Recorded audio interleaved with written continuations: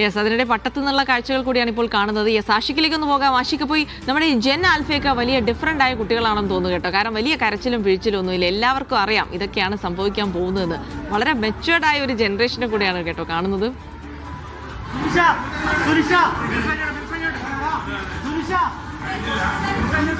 ആഷിക്ക് ഞാൻ ഇപ്പോൾ വരാം. വിദ്യാഭ്യാസ മന്ത്രി സംസാരിക്കുന്നുണ്ട്, അതിലേക്ക്. അതെ, ഞാൻ പറയാറുണ്ട്, നമ്മളൊക്കെ കാലത്ത് ഇതുപോലുള്ളൊരു ആഹ്ലാദവും ആവേശവും ഒന്നുമല്ല ക്ലാസ് റൂമുകളിൽ കാണുക.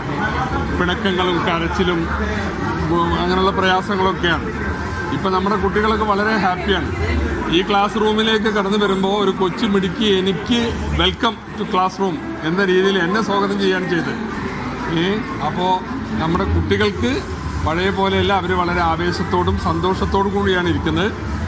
തീർച്ചയായും അതിനനുസൃതമായ ഒരു അധ്യയന വർഷം നമുക്ക് ഈ വർഷം തുടർന്നും അവർക്ക് സമ്മാനിക്കണം.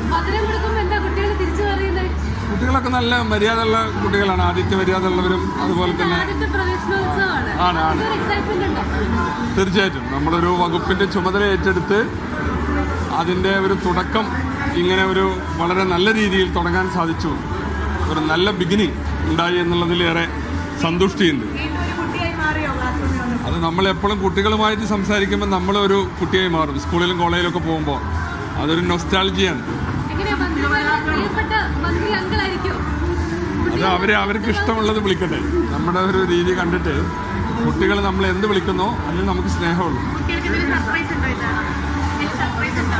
കുട്ടികൾക്ക് വളരെ പെട്ടെന്ന് നമുക്ക് ക്ലാസ് റൂം ഇതൊക്കെ തുടങ്ങാൻ സാധിച്ചു. സർപ്രൈസ് എന്ന് പറയുന്നത് പരിഷ്കാരങ്ങളാണ്. അതൊക്കെ നമ്മൾ ആലോചിച്ച് പറയേണ്ടതാണ്. ഏതായിരുന്നാലും അവർക്കൊരു പ്രയാസം ഉണ്ടാവില്ല.